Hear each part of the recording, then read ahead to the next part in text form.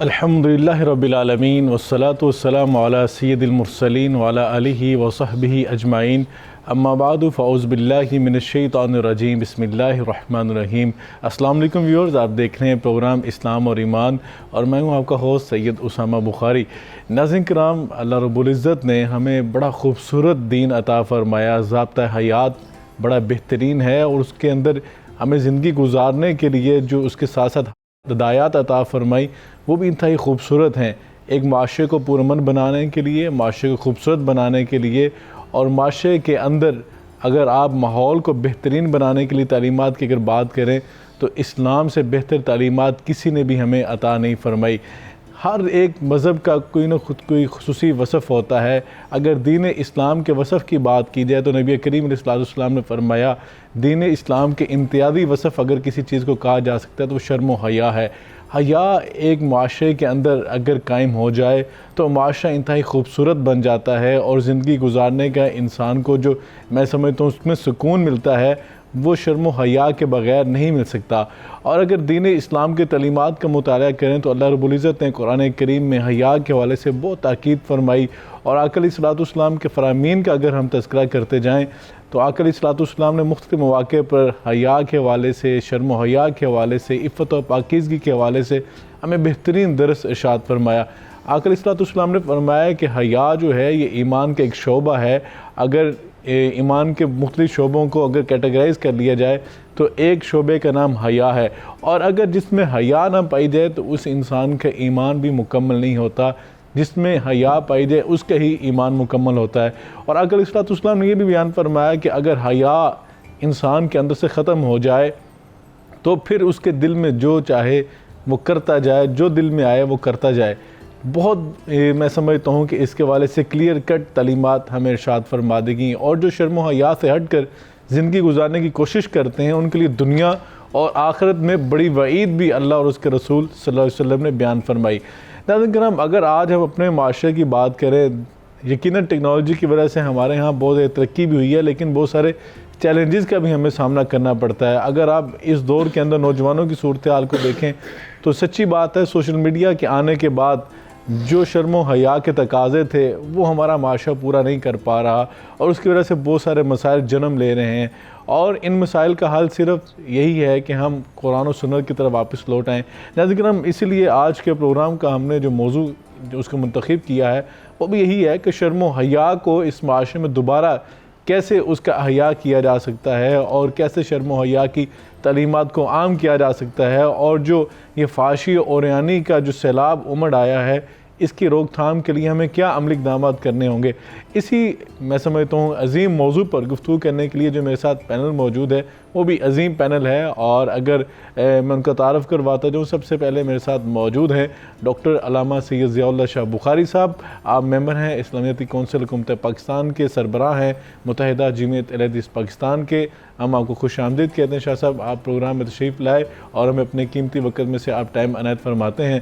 ان کے ساتھ ساتھ آج ہمیں جو نوجوان اسلامی اسکالر پروفیسر ڈاکٹر علی وقار قادری صاحب بہت بہترین گفتگو کرتے ہیں، ہم ان کا بھی خیر مقدم کرتے ہیں۔ آپ منہاج القرآن سے وابستہ ہیں اور بہت سارے اداروں کو آپ لیڈ بھی کر رہے ہیں اور علم کی روشنی بھی پھیلا رہے ہیں۔ ان کے ساتھ ساتھ مفتی غلام یاسین نظامی صاحب اسلامی اسکالر ہیں، انتہائی خوبصورت گفتگو فرماتے ہیں اور مختلف نیشنل چینلز کی سکرینز پہ آپ ان کو دیکھتے اور سنتے رہتے ہیں۔ میں تینوں مہمانوں کو خیر مقدم کرتا ہوں، اور اگر پروگرام کا باقاعدہ آغاز کریں اور شاہ صاحب سے پروگرام کا آغاز ہم کرنا چاہیں گے اور ان سے پوچھنا چاہیں گے کہ شرم و حیا یہ دو الفاظ ہیں، اور اگر بات کی جائے قرآن کریم میں حیا کو کیسے ایڈریس کیا گیا اور آقا علیہ السلام نے کتنی وضاحت کے ساتھ اور میں سمجھتا ہوں کتنے کلیئر کٹ حیا کے حوالے سے جو ہمیں احکامات بیان فرمائے ہیں وہ کیا ہیں، مختصراً میں سمجھتا ہوں کہ آپ اس کا احاطہ فرمائیں اور اس موضوع کے حوالے سے اس کو الیبوریٹ کر کے ہمیں بتائیے۔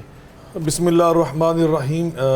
بلا شبہ میں سمجھتا ہوں کہ برائیوں سے اور اس طرح کے مفاسد سے محفوظ رکھنے کے لیے جو ایک اہم صفت کی ضرورت ہے، ایک اخلاقی تربیت کی ضرورت ہے، اس کا اگر خلاصہ بیان کیا جائے اس پوری تربیت کا تو اس کا نام یقیناً وہی ہے جو آج ہمارا موضوع حیا، جس کا اردو ترجمہ ہم شرم سے کرتے ہیں کہ شرم و حیا۔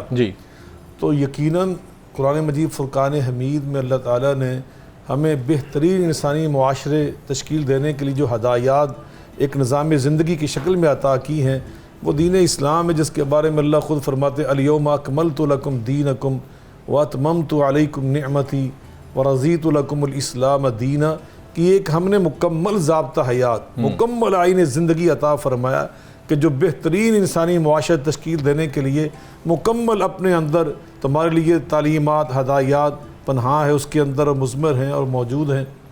اور اس میں اہم شعبہ جیسے ابھی آپ نے ارشاد فرمایا کہ وہ حیا اور شرم کی بات اسلام ہمیں سکھاتا ہے، اور نبی کریم علیہ الصلوۃ والسلام نے بھی اس حوالے سے ارشاد فرمایا، آقا علیہ الصلوۃ والسلام فرماتے ہیں کہ جو فحاشی اور بے حیائی ہے یہ حیا اور شرم کے مقابلے میں، فرمایا کہ ما کان الفحش فی شیء الا شانہ وما کان الحیاء فی شیء الا زانہ، کہ جس معاشرے کے اندر فحاشی ہوتی ہے نا وہ معاشرہ بدصورت ہو جاتا ہے، وہ اصلاح سے عاری اور خالی ہو جاتا ہے، اور جس معاشرے کے اندر، جس سوسائٹی کے اندر، جس ریاست کے اندر، جس ماحول کے اندر حیا پروان چڑھ جاتا ہے اور اس کو عروج ملتا ہے اور لوگ اس کی قدر و قیمت کو جانتے ہیں اور اس پہ عمل پیرا ہو جاتے ہیں، تو فرمایا کہ الا زانہ و مزین، خوبصورت، انتہائی بہترین اور سارے معاشرہ بن جاتا ہے۔ اس لیے کہ نبی کریم علیہ الصلوۃ والسلام نے فرمایا کہ الحیاء لا یاتی الا بخیر، اس کا ہمیشہ نتیجہ خیر ہوتا ہے، ہمیشہ بھلائی ہوتا ہے، اچھائی لے کے آتا ہے حیا۔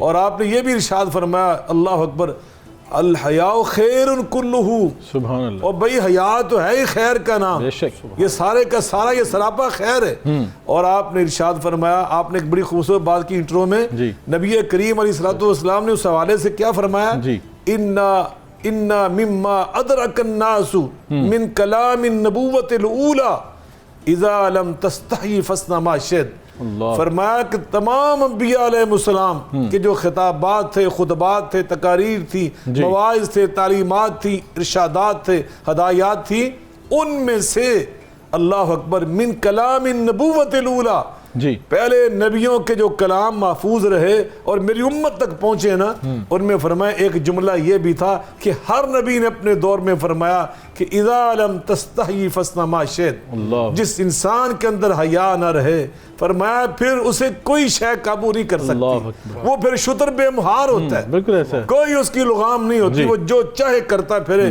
اس کی زبان اور بدتمیزی اور بے حیائی سے کوئی محفوظ نہیں، کوئی اس کا رشتہ دار بھی محفوظ نہیں، اس لیے کہ وہ بے حیا انسان ہو چکا ہے۔ بالکل شاہ صاحب، آپ نے بڑے بہترین طریقے سے اس کو الیبوریٹ کیا، اور نبی کریم صلی اللہ علیہ وسلم نے بڑی وضاحت کے ساتھ مختلف مواقع پر آپ نے خطبات بیان فرمایا، آپ کی حدیث مبارکہ حیا کے حوالے سے بڑا میں سمجھتا ہوں واضح طور پہ پیغام دیتی ہیں۔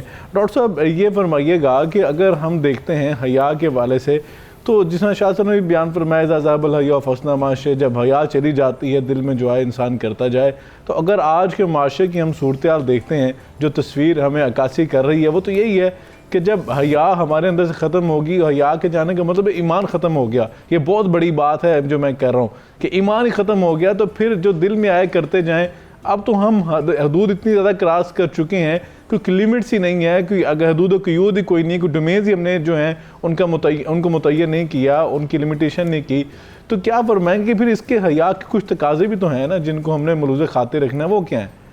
بسم اللہ الرحمن الرحیم۔ بہت شکریہ اسامہ غازی صاحب، اسامہ بخاری صاحب۔ ابھی اپنا قبلہ شاہ صاحب نے حیا کا جو قرآن و سنت میں تصور تھا اس پر بڑی صراحت کے ساتھ ارشاد فرما دیا، میں اس کو ریپیٹ نہیں کرنا چاہ رہا، اس سے آگے چلتے ہیں۔ آپ دیکھیے حیا جو ہے ہر دین کا اور دین کے پھر ہر تعلیم کا کوئی نہ کوئی مقصد ہے، ہر چیز ظاہر ہے ہم یہاں آئے ہیں اس کا ایک مقصد ہے، ہم بات کر رہے ہیں ایک مقصد ہے، ہر کام کے پیچھے ایک مقصد ہوتا ہے۔ اہل عقل جو جتنی بھی مخلوقات ہیں وہ بغیر مقصد کے کوئی کام نہیں کرتے۔ اللہ تعالیٰ نے خاص طور پہ معاشرتی تناظر میں جو اصلاح کا بنیادی جتنی بھی ہدایات ہیں جو اصلاح معاشرہ کے حوالے سے، ان کا آخری مقصود، الٹیمیٹ گول اور الٹیمیٹ آبجیکٹو معاشرے کو با حیا اور با کردار بنانا ہے، اور تمام رذائل اخلاقیہ جو معاشرتی حوالے سے روکا گیا ان سب کا مقصد صرف ایک ہے کہ معاشرے سے جو بھی بے حیائی اور بے شرمی کی باتیں معاشرے میں پنپ رہی ہیں ان کا سدباب کیا جائے۔ اب حیا کو ذرا ایک مثال سے سمجھیے، حیا بیسیکلی ایک باؤنڈری وال ہے، اس کے اندر ہے سب کچھ، دین پورا کا پورا اس کے اندر ہے۔ جب آپ اس سے نکل گئے، جس طرح بھی صحیح بخاری کی حدیث بھی شاہ صاحب نے پڑھی کہ اگر کوئی بندہ بے حیا ہو جاتا ہے پھر وہ جو چاہے مرضی کرے، کوئی فرق نہیں پڑتا، تو حیا باؤنڈری وال ہے۔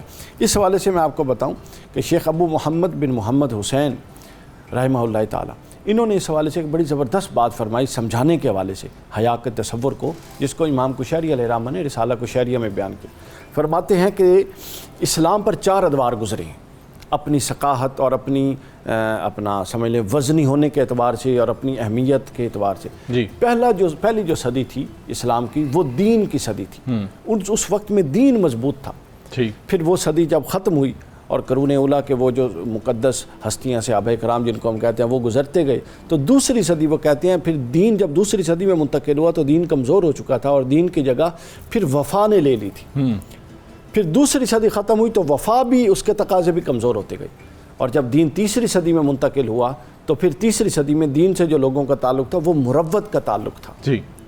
اور جب وہ تیسری صدی سے بھی چوتھی صدی میں منتقل ہوا اور دینی تقاضے اور اخلاقیات اور قدریں اور تقویٰ کے معیارات اور کمزور ہوئے، تو چوتھی صدی میں دین کی جو شکل تھی وہ حیا کی تھی۔ فرمایا یہ آخری شکل تھی، اب جو اس سے باہر نکلے گا وہ بے دینی ہے، وہ لالچ ہے، وہ نفس پرستی ہے، وہ دنیا پرستی ہے۔ سب کچھ اس کے اندر ہے، دین اس کے اندر، وفا اس کے اندر، مروت اس کے اندر، اور حیا آخری باؤنڈری وال ہے۔ یہ دیکھ لیں، آپ کا گھر ہوتا ہے، آپ باؤنڈری وال بنا کے سب سے پہلے گھر محفوظ کرتے ہیں، اس کے بعد کمرے بنتے ہیں، اس کے بعد انٹیریئر ہوتا ہے، اس کے بعد سب کچھ ہوتا ہے۔ اگر آپ کی باؤنڈری وال ہی محفوظ نہیں ہے تو آپ نے کیا کرنا ہے؟ اسامہ صاحب، اس وقت ہمارا چیلنج، آپ کو مبارکباد کہ بڑا اچھا موضوع اٹھایا، اس وقت کا چیلنج سر پتہ ہے کیا ہے؟ کہ ہمارے معاشرے کی باؤنڈری وال ہی گر رہی ہے۔ بالکل صحیح، اور لمیٹیشن ہی کوئی نہیں ہے نا ڈاکٹر، اور اس کے اندر جو سب سے بڑا کردار، دیکھیں معاشرتی فیکٹر ہمیشہ سے رہے ہیں، اوپر نیچے معاملات ہمیشہ ہوتے ہیں، لیکن اس وقت جو سوشل میڈیا کے اندر کچھ ایسے معاملات، نئی ایپس اور نئے ایسے فورمز متعارف ہوئے ہیں، انہوں نے تو تباہی مچا کے رکھ دی ہے۔ یعنی وہاں پہ کوئی ڈاکٹر صاحب گفتگو کی کہ میں سمجھتا ہوں کہ معیار ہی کوئی نہیں وہاں مقرر کیا گیا، اور اس پہ کوئی میں سمجھتا ہوں قدغن بھی کوئی نہیں ہے، اور یقیناً میں سمجھتا ہوں کہ سائبر کرائم کے اندر یہ چیزیں آتی ہیں، یہ بہت بڑا ایک میں سمجھتا ہوں گناہ بھی ہے اور جرم بھی ہے۔ مفتی غلام یاسین نظامی صاحب کو گفتگو میں شامل کرتے ہیں۔ مفتی صاحب یہ فرمائیے گا کہ اگر آسان الفاظ میں شرم و حیا کی ہم ڈیفینیشن کریں یا اس کو ہم بیان کرنے کی کوشش کریں تو آپ کیسے اس کو بیان کریں گے کہ شرم و حیا جو ہے کہتے کس چیز کو ہیں، اور میں سمجھتا ہوں کہ اس کی وضاحت کس طرح کی جا سکتی ہے؟ بسم اللہ الرحمن الرحیم۔ کبیرہ ڈاکٹر صاحب بہت بہت شکریہ۔ اصل میں سب سے پہلی بات تو یہ ہے کہ ہمیں اس بات کا سمجھنا ضروری ہے کہ شرم و حیا جو ہے یہ دین کے بنیادی مقاصد میں سے ایک مقصد ہے۔ اللہ حیا فرمانے والا ہے، اس کا رسول بھی حیا فرمانے والا ہے، تو دین کا تقاضا یہ ہے کہ اس کے نام لیوا بھی حیا کرنے والے ہوں۔ اس لیے یہ ہمارے ایمان کا بنیادی تقاضا ہے، جس طرح کہ مجھ سے پہلے بھی بات کی گئی کہ حیا کے بغیر ایمان کا تصور ممکن ہی نہیں ہے۔ در حقیقت ہمیں چاہیے کہ حیا کو اپنی زندگی کا لازمی حصہ بنائیں۔ حیا کی وجہ سے بندے کو اللہ اور اس کے رسول کی رضا حاصل ہوتی ہے۔ حیا کی وجہ سے بندے کو اللہ اور اس کے پیارے رسول کی محبت حاصل ہوتی ہے۔ حیا کی وجہ سے بندے کا ایمان مکمل ہوتا ہے، اور حیا کی وجہ سے اللہ تبارک و تعالی بندے کو جنت کی ضمانت عطا فرماتا ہے، اور حیا کی وجہ سے اللہ تبارک و تعالی بندے کو جسمانی اور روحانی بیماریوں سے محفوظ فرماتا ہے۔ تو ان تمام باتوں سے بخوبی اندازہ لگایا جا سکتا ہے کہ حیا جو ہے اس کی ہماری زندگی کے اندر کتنی زیادہ اہمیت ہے۔ اسی اہمیت کے پیش نظر ہمیں چاہیے کہ بنیاد انفرادی طور پر اور اجتماعی طور پر اپنے معاشرے کے اندر حیا کو لاگو کریں۔ سب سے پہلی بات تو یہ ہے کہ ہمیں اپنی زندگی کے اوپر حیا کو لاگو کرنا چاہیے۔ حیا کا مطلب کیا ہے؟ حیا کا مطلب یہ ہے کہ جن کاموں کے کرنے کا اللہ تبارک و تعالیٰ نے حکم دیا ہے ہمیں ان کے اوپر عمل کرنا چاہیے، اور جن کاموں سے اللہ تبارک و تعالیٰ نے ہمیں بچنے کا حکم دیا ہے ان سے اپنے آپ کو بچا کر رکھیں۔ دیکھیں قبلہ ڈاکٹر صاحب، سب سے بڑی بات یہ ہے کہ جو آدمی حیا کرنے والا ہو اللہ تبارک و تعالیٰ بھی اس سے حیا فرماتا ہے، اور اس کا پیارا رسول بھی اس سے حیا فرماتا ہے۔ میں یہاں پر سیدنا عثمان غنی رضی اللہ عنہ، جن کو شرم و حیا کا پیکر کہا جاتا ہے، ان کی مثال جو ہے وہ ہمارے لیے ایک رول ماڈل کی حیثیت رکھتی ہے۔ جب اللہ کے پیارے رسول صلی اللہ علیہ وآلہ وسلم سے ملاقات کے لیے وہ تشریف لائے، اللہ کے پیارے حبیب کے جو زانو مبارک ہے وہاں سے کپڑا ہٹا ہوا تھا۔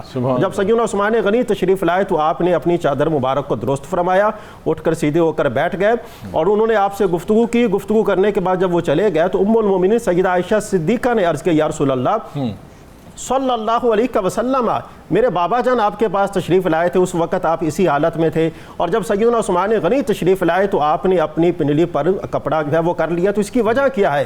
تو اس کی وجہ اللہ کے پیارے حبیب نے بیان فرمائی، میں اس سے کیوں نہ حیا کروں کہ جس سے اللہ اور اس کے فرشتے بھی حیا کرتے ہیں۔ سبحان اللہ۔ یقیناً مفتی صاحب بڑی میں سمجھتا ہوں کہ وہ ہستیاں تو ایسی ہستیاں تھیں جس نے آپ نے خود ہی بیان فرمایا، قرآن میں فرمایا نا فَإِنْ آمَنُوا بِمِثْلِ مَا آمَنْتُمْ بِهِ فَقَدِ اهْتَدَوْا، ان کا جو ان کا نمونہ جو ہے وہ ہمارے لیے، جو میں سمجھتا ہوں ہمارے لیے نمونہ، ان کی زندگی جو ہے وہ رول ماڈل ہے ہمارے لیے۔ یقیناً جو حیا کا میسیج جو ہے آقا علیہ الصلوۃ والسلام کی سیرت سے ہمیں ملتا ہے اور صحابہ کرام سے، اہل بیت اطہار سے ملتا ہے، وہی ہمارے لیے مشعل راہ ہے۔ اگر آج امت اس راہ پہ چل پڑے تو یقیناً جو بہت سارے مسائل جو ہیں ان کا حل ہو سکتا ہے۔ ذکر ہم یہاں پہ ٹائم ہوا ایک شارٹ بریک کا، بریک کے بعد آکے مہمانوں سے اس موضوع کے حوالے سے مزید جاننے کی کوشش کرتے ہیں۔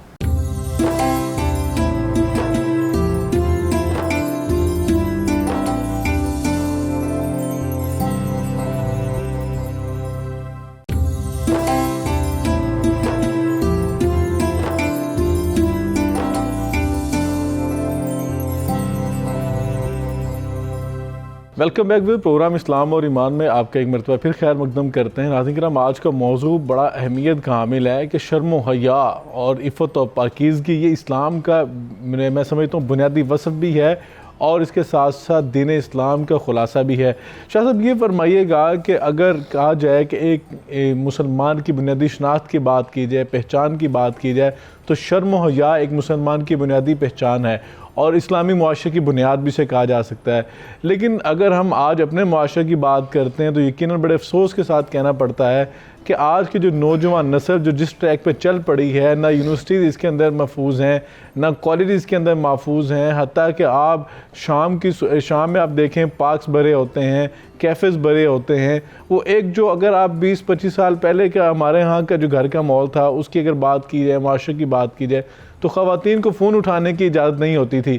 لیکن آج جو ہے معاملہ یہاں تک پہنچ چکا ہے کہ مرد و خواتین اکٹھے بیٹھ کر کیفیز کے اندر ساری رات جو ہے وہ آپ دیکھتے ہیں کہ وہ شیشہ بھی چل رہا ہے، وہ ایک طرح کی جو منشیات ہیں ان کا بھی استعمال ہو رہا ہے، اور اس کے ساتھ ساتھ آپ دیکھتے ہیں کہ موبائل فون کی بات کی جائے، اس نے ڈاکٹر صاحب نے بات بھی کی، اپلیکیشنز کے اوپر ساری رات چیٹس ہو رہی ہے اور جس میں ولگیرٹی جو پھیلائی جا رہی ہے ہمارے معاشرے کے اندر۔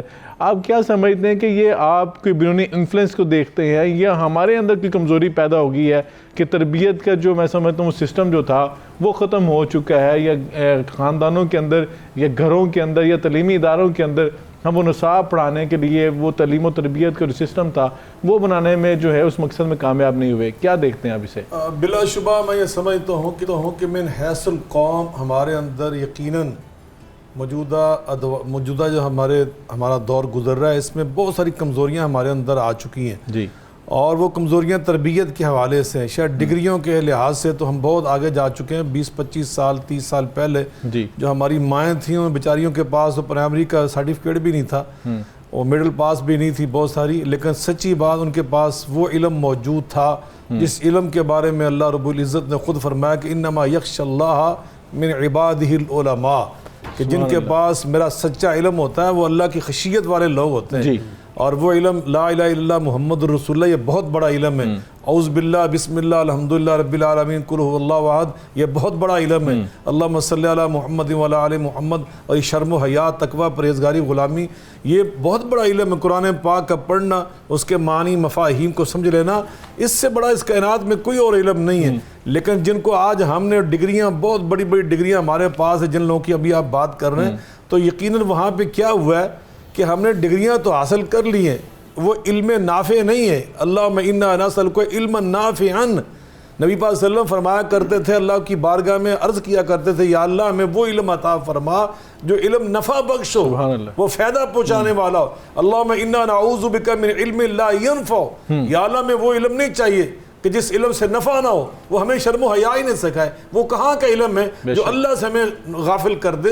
وہ علم کہاں کا علم ہے جو ہمیں نبی کریم علیہ الصلوۃ والسلام کی ذات مبارکہ اور آپ کی تعلیمات طیبہ اور آپ کی حدیث شریفہ سے وہ ہمیں بالکل وہ بیگانہ کر دے؟ آج ہمیں معلوم ہی نہیں کہ رسول اللہ صلی اللہ علیہ وسلم کیا فرمایا، حیا کے بارے میں آپ نے ہمیں کیا تعلیم دی۔ آپ فرماتے الحیاء والایمان قرنا جمیعا، فاذا رفع احدهما رفع الآخر. فرمایا ایمان اور حیا تو لازم و ملزوم ہے, بے شک ان دونوں میں سے ایک چلا جائے تو دوسرا خود ساتھ ہی چلا جاتا ہے. جس کے اندر حیا نہیں, آقا فرماتے لا ایمان لمن لا حیا لہ, جس کے اندر حیا نہیں اس کے اندر تو ایمان ہی نہیں. نبی کریم علیہ السلام نے دیکھا, تربیت کی ہم بات کر رہے تھے, تعلیم ہے, آپ نے ایک بڑے بھائی کو اپنے چھوٹے بھائی, دونوں صحابی ہیں, آپ نے اس کو نصیحت کرتے ہوئے دیکھا, یعظ اخاہ, آپ فرماتے ہیں بڑے بھائی سے کہا, صحابی سے, کہ داں چھوڑو اس کو معلوم ہے کہ ان الحیاء من الایمان, کہ حیا تو ایمان کا حصہ ہے, شعبہ تو من الایمان, ایمان کے شعبوں میں سے ایک شعبے کا نام حیا.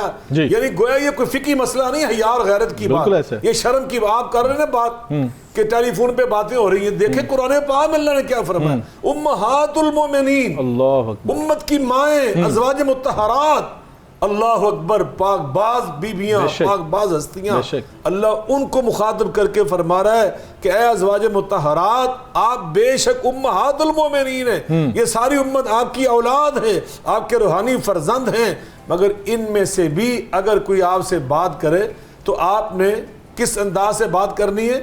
فرمایا کہ ولا, اللہ اکبر, فلا تخضعن بالقول فیطمع الذی فی قلبی مرض وقلن قولا معروفا.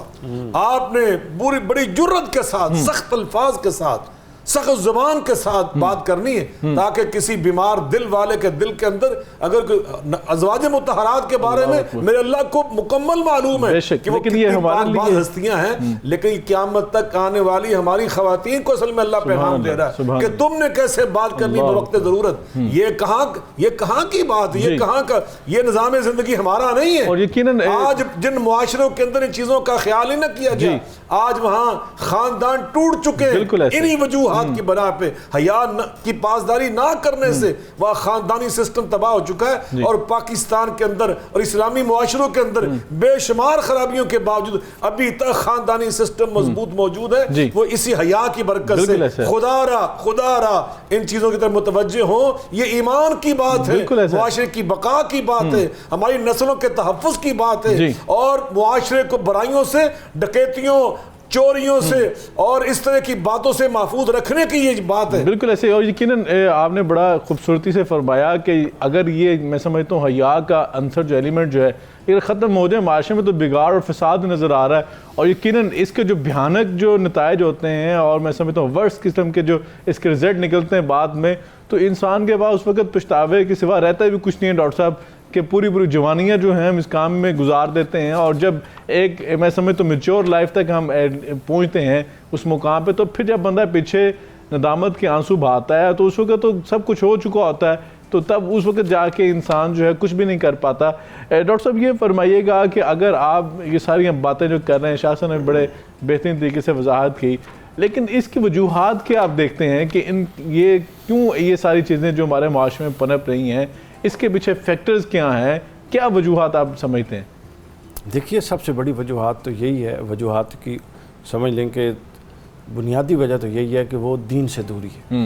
ہمارے ہاں اب جس طرح شاہ صاحب بھی فرما رہے تھے کہ ڈگریاں اور تعلیم اور یہ نظام تو بہتر ہونے کا کلیم کیا جا رہا ہے, لیکن بطور مسلمان کیا ہم صرف یہ اس پر قانے ہیں اور اس پر ہم اکتفا کر سکتے ہیں کہ جو کچھ ہم پڑھ رہے ہیں یہ کافی ہے؟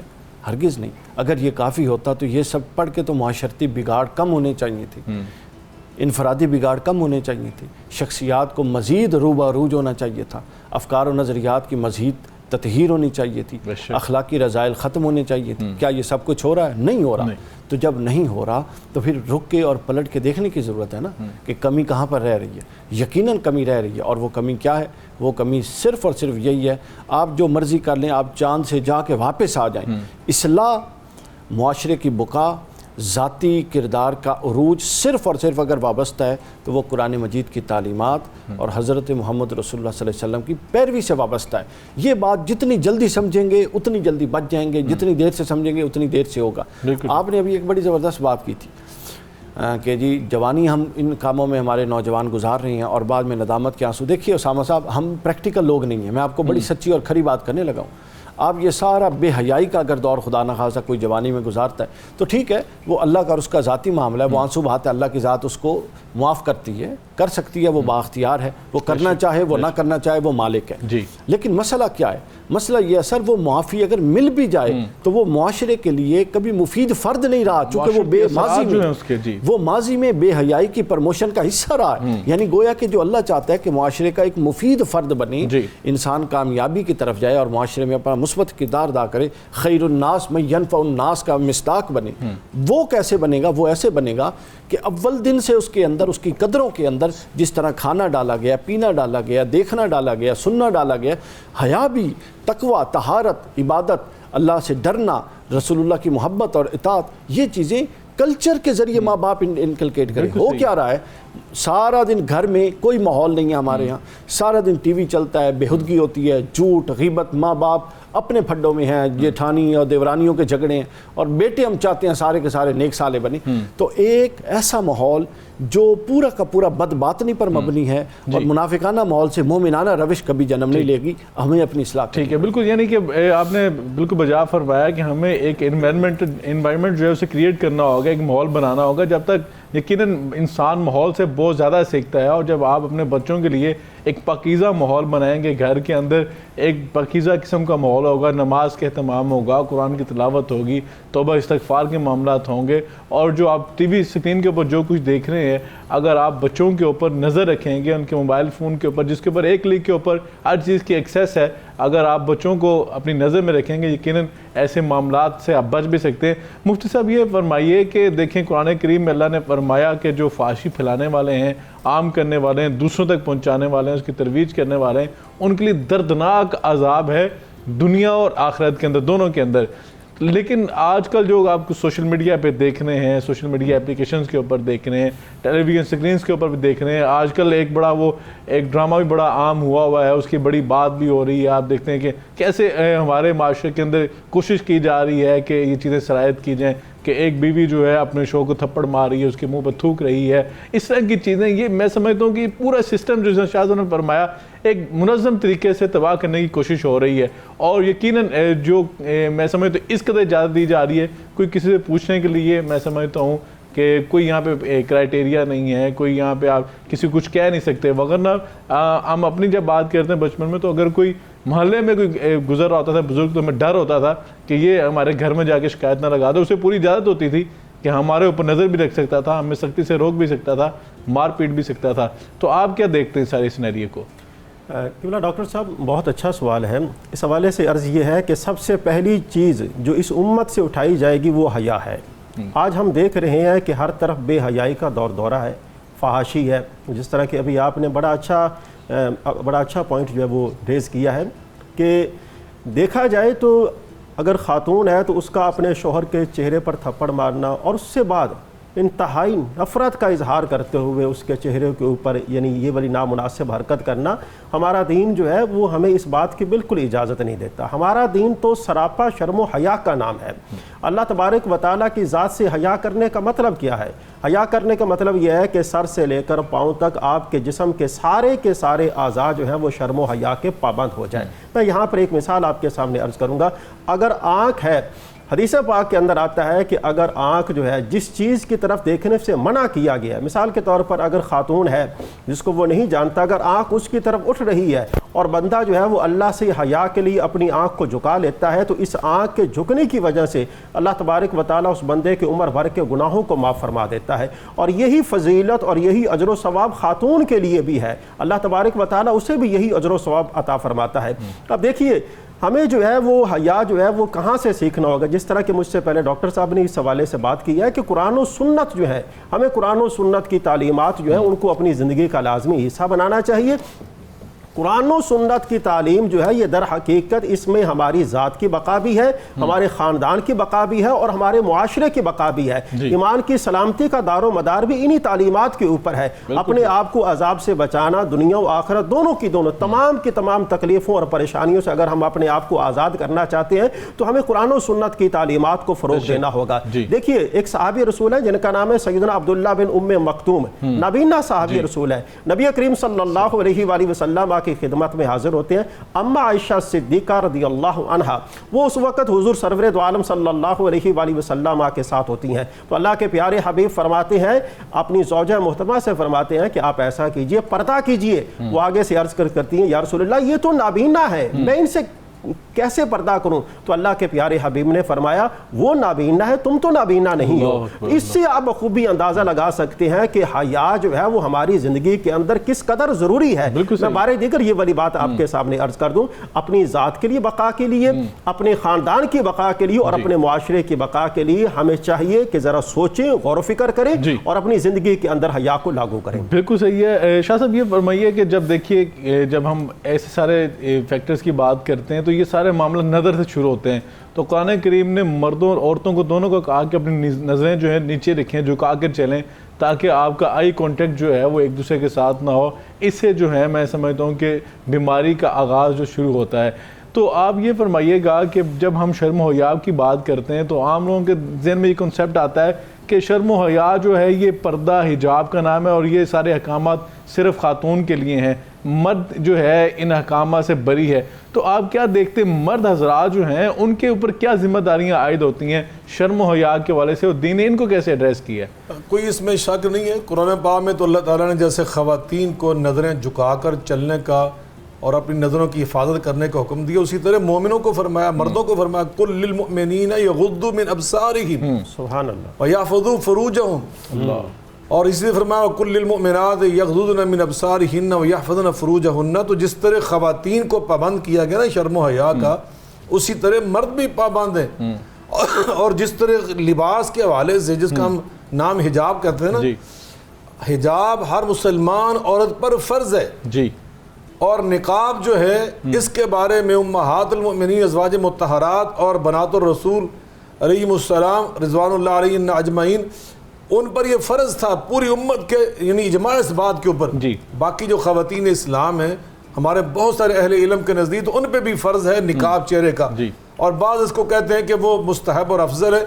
तो लेकिन बहरकैफ जो हिजाब ये पर्दा ख़वातीन के जो है ना और लिबास उनका, उसमें जिस तरह अहकाम उनके लिए हैं शर्म व हया वाले, इसी तरह जो मर्द हैं नबी करीम अलैहिस्सलातु वस्सलाम ने उनसे फरमाया इन्नल फ़ख़िज़ मिनल औरा। आका अलैहिस्सलाम ने मर्दों से फरमाया कि जो रान होती है ना, बाद को हम निकर पहन कर अंडरवियर पहन कर निकल आते बाज़ारों के अंदर गलियों के अंदर, और इसको हम समझते हैं ये बड़ा जनाब मॉडर्निज़म है। ये कोई मॉडर्निज़म नहीं है, ये हया के मुनाफी चीज़ है। आका फरमाते हैं इन्नल फ़ख़िज़ मिनल औरा, ये जो है ना हमारी रान, ये भी छुपाने की जगह है, इसको छुपा के रखना है। या बनी आदम खुज़ू ज़ीनतकुम इंदा कुल्लि मस्जिदिन वकुलू वशरबू वला तुसरिफू। फरमाया कि तुम अपनी ज़ेबो ज़ीनत, और ज़ेबो ज़ीनत का मतलब मुफस्सिरीन ने क्या बयान किया, पूरा लिबास पहनना, पूरा लिबास ज़ेबे तन करना मर्द के ऊपर, सर से लेके पाँव तक जो हमारा लिबास है ना इस्लामी, जो इस्लामी तालीमात के मुताबिक कद अंज़लना अलैकुम लिबास युवारी सौआतिकुम वरीशा सुभान अल्लाह वलिबासु तक़वा ज़ालिका खैर। वो तकवे का लिबास, अल्लाह की ग़ुलामी का लिबास, इस्लामी तालीमात के मुताबिक लिबास, ये जिस तरह ख़वातीन पे ज़रूरी है इसी तरह मर्दों के ऊपर भी ज़रूरी है। दोनों पाबंद इस बात के शर्म व हया के मुताबिक ज़िंदगी बसर करने के। और याद रखिए हया की हम बात कर रहे हैं, नबी करीम अलैहिस्सलातु वस्सलाम ने फरमाया ये अल्लाह की भी सिफ़त है, ये फरिश्तों की भी सिफ़त है, ये अंबिया अलैहिमुस्सलाम की भी सिफ़त है हया, और औलिया किराम सहाबा किराम अहले बैत तहारियों की भी सिफ़त है। अल्लाह के बारे में नबी पाक ने फरमाया इन्नल्लाह हय्युन हय्युन करीमुन यस्तहयी मिन अब्दिही।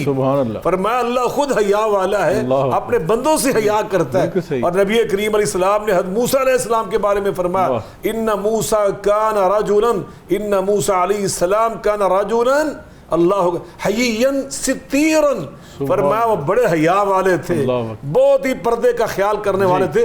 ला युरा मिन जिल्द शैय्युन, ये सही बुखारी के अंदर हदीस है, ला युरा मिन जिल्द शैय्युन इस्तिहया मिनहु, हया की वजह से उनके पूरे बदन से कभी 1 इंच जगह भी नजर नहीं आती, इतनी हया वाले थे। और खुद नबी पाक सल्लल्लाहु अलैहि वसल्लम का अपना हाल क्या है, अल्लाह खुद कुरान में उनकी हया को बयान कर रहा है, इन्ना ज़ालिकुम काना युसिन नबी फयस्तही मिनकुम। मेरे नबी पाक सहाबा से हया करते हैं।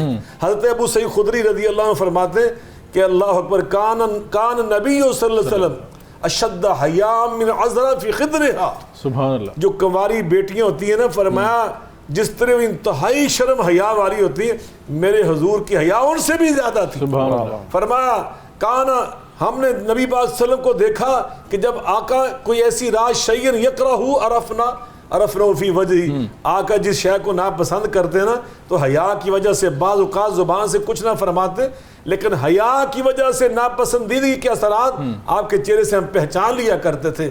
اور ملائکہ کی بات ابھی حضرت مفتی صاحب نے بیان کی، حضرت عثمان غنی رضی اللہ عنہ کے بارے میں نبی پاک کیا فرمایا تھا؟ حضرت ماں جی نے کہا نا کہ جاء ابو بکر فلم تحتشلوا ولم تبالی ثم دخل عمر فلم تحتشلوا ولم تبالی ثم جاء عثمان فجلست وسويت ثيابك۔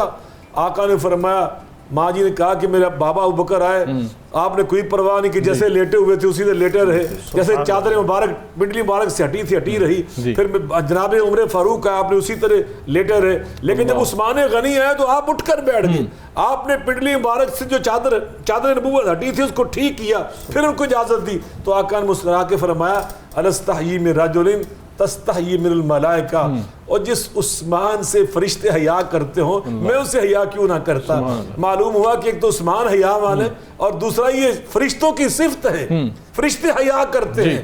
اور اللہ اکبر، اولیاء کرام بزرگان دین سیدہ فاطمہ الزہرا کا حیا کس کو معلوم نہیں ہے؟ انہوں نے جس انداز سے تربیت کی اپنی اولاد کی اور خود کردار اور اخلاق پیش کی امت کے سامنے، وہ ہمارے لیے مشعل راہ ہے، بالکل ہمارے لیے مشعل راہ ہے۔ اور یقیناً جتنی وضاحت کے ساتھ آپ نے بیان فرمایا، اور یقیناً آقا کی سیرت، صحابہ کی سیرت، اہل بیت اطہار کی سیرت جو ہے، یقیناً جب میں سمجھتا ہوں ان ہستیوں کا ذکر کرنے کا اور ان کو پڑھنے کا، ان کی باتیں سننے کا مقصد یہ ہوتا ہے کہ اللہ سے دعا بھی کی جائے کہ اللہ تعالیٰ ہمیں ان کے نقش قدم پہ چلا دے، اور یقیناً ان کے نقوش قدم جو ہیں وہی ہمارے لیے میں سمجھتا ہوں راہ نجات ہیں۔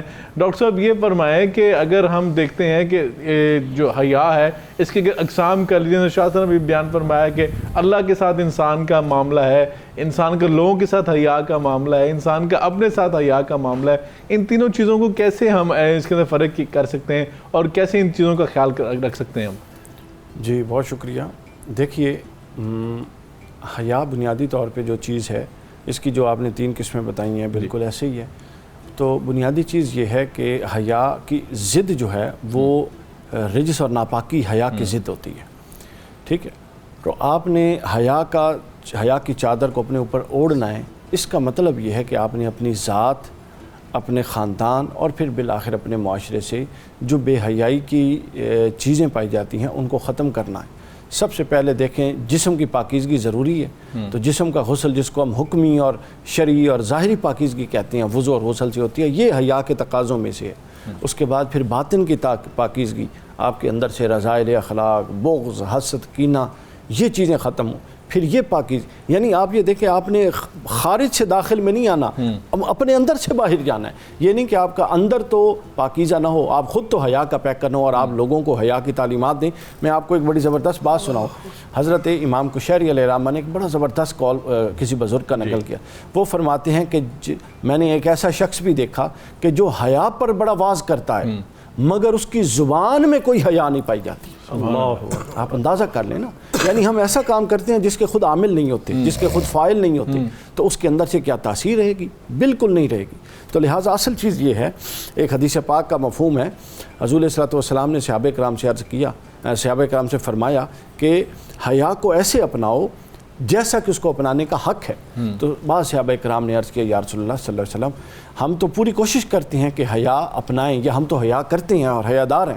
حضور علیہ الصلوۃ والسلام نے مزید اصلاح کے لیے فرمایا کہ نہیں، ایسا نہیں ہے، بلکہ حیا یہ ہے، اب میں اس طرف جا رہا ہوں جو آپ نے اقسام بتائیں۔ حضور نے فرمایا نہیں، بلکہ ہر چیز کی الگ حیا ہے۔ پہلی حیا یہ ہے کہ یہ جو تمہارا سر ہے اس میں آنکھیں رکھی گئی ہیں، اس میں کان رکھے گئے ہیں، آنکھوں کی حیا کے الگ تقاضے ہیں اور کان کی حیا کے الگ تقاضے ہیں، ان کو پورا کرو۔ واضح بات ہے، آنکھوں کی حیا کیا ہے؟ جو آنکھوں کے متعلق روکا گیا ہے اس سے رک جائیں، اور جو کانوں سے متعلق روکا گیا سننے سے اس سے رک جائیں۔ اور آنکھ اساس ہے بے حیائی کی۔ اقبال نے کہا تھا کہ نگاہ پاک ہے تو دل بھی پاک ہے تیرا، کہ رب نے دل کو بنایا نگاہ کا پیرو، دل نگاہ کے پیچھے چلتا ہے۔ تو سب سے پہلے نگاہ کو بند کریں گے، پھر حضور نے فرمایا نگاہ سے نیچے آئیں، سر سے نیچے تو تیرا پیٹ آتا ہے، پھر تیرے پیٹ کا حیا یہ ہے کہ پیٹ میں ایسا لقمہ نہ جائے جو لقمہ حرام ہو، پھر فرمایا تیرا وجود ہے، اور پھر آگے تیری شرمگاہ ہے، شرمگاہ کا حیا یہ ہے کہ جہاں اللہ نے اس کا کھلنا حرام کیا وہاں وہ ڈھکی اور چھپی رہی اور عصمت کے تقاضوں کے اندر رہے۔ اور پھر اس کے بعد آخری حیا یہ بیان فرمایا کہ تو یہ بھی سوچ تو نے قبر میں جانا ہے تو قبر کے کیڑے بھی تیرا حیا کریں اور قبر کی مٹی بھی تیرا حیا کرے۔ یعنی پورا پیکر حیا بن جا. حضرت جنید بغدادی رضی اللہ تعالیٰ عنہ سے کسی نے پوچھا آپ کو یہ مقام کیسے ملا؟ آپ فرماتے ہیں 13 سال میں اپنے گھر کی سیڑھی کے نیچے بیٹھ کر غور کرتا رہا کہ میری آنکھ کے کیا تقاضے ہیں, میرے کان کے کیا تقاضے ہیں, میرے بطن کے کیا تقاضے ہیں, میری شرمگاہ کے کیا تقاضے ہیں. میں نے وقت لگا کہ ہر ایک اس کے تقاضوں کے مطابق ڈھالا. اللہ نے مجھے یہ مقام دیا. اللہ اکبر. یقیناً ناظرین کرام, اگر آج کے موضوع کا احاطہ کیا جائے تو میں شکر گزار ہوں سب سے پہلے تو اپنے پینل کا, شاہ صاحب کا, ڈاکٹر صاحب کا اور مفتی صاحب کا, کہ انہوں نے آج کے موضوع کو جس خوبصورتی کے ساتھ ایلیبوریٹ کیا. ڈاکٹر صاحب میں ایک جملہ صرف حضرت ڈاکٹر صاحب کی گفتگو کو مکمل کرنے کے لیے عرض کرنا چاہتا ہوں اجازت سے. یہ تھا حیا جو انسان کا اپنی ذات سے ہے. دوسرا کہ حیا انسان انسانوں سے کرے. بالکل صحیح ہے. اگر انسانوں سے انسان حیا کرتا ہے بے شمار برائیوں سے بچتا ہے کہ فلاں مجھے دیکھ رہا ہے, وہ میرے بابا کو جانتا ہے, میرے دادا کو جانتا ہے, میری برادری کو جانتا ہے. یہ حیا بندوں سے. اس کے بعد ہوتا ہے تیسرا حیا جب بندہ اللہ سے حیا کرتا ہے جہاں کوئی نہیں دیکھ رہا. ان الذین یخشون ربهم بالغیب لہم مغفرہ واجر. حضرت یوسف علیہ السلام کوئی نہیں دیکھ رہا تھا نا. وغلقت الابواب سبحان اللہ. قالت حیت اللہ قال معاذ اللہ, اللہ دیکھ رہا ہے. یہ تیسرا حیا. اور چوتھا حیا پھر ہوتا ہے جب بندہ ایسے, جب رب اپنے بندوں سے حیا کرتا ہے. ایسے بندے جب ہاتھ اٹھاتے ہیں نا تو فرمایا یستحیی, اللہ حیا کرتا ہے ان یردهما صفرا اور خائبتین. میں اپنے بندے کے ہاتھ اب لٹاؤں گا نہیں خالی, ان کو بھر کے ہی واپس کروں گا. تو یہ 4 قسمیں. یقیناً بڑی خوبصورتی کے ساتھ آپ نے وضاحت فرما دی, اور میں سمجھتا ہوں کہ کیا خوبصورت یہ وصف ہے اور کیا خوبصورت یہ بات ہے. اللہ رب العزت اپنے بندوں سے حیا کر رہا ہے. تو آقا علیہ الصلوۃ والسلام جو ہے حیا کا پیغام دے رہے ہیں. صحابہ کرام اہل بیت اطہار کا کردار جو ہے وہ حیا کی میں سمجھتا ہوں گواہی دے رہا ہے.